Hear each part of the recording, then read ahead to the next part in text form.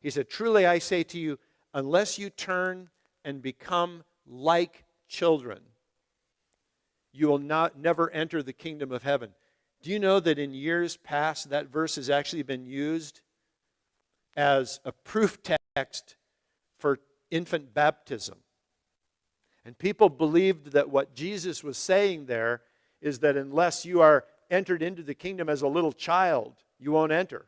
And that's why they many times baptize their children. People, baptize their children. They really believe that Jesus was saying you must come into the kingdom as a child. That's not what he's saying. He says in that verse, unless you turn and become like children. And that whole idea of like children means completely dependent. Do you know how kids are completely dependent on you to survive?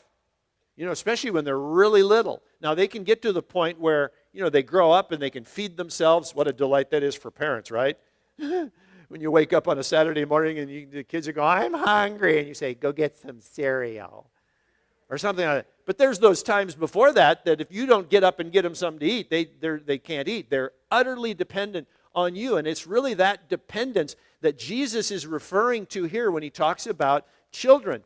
To whom has God revealed himself? To little children. To those who are utterly dependent. To those who are humble. To those who are receptive. To those who are not saying, I know and you can't tell me. That's not, right?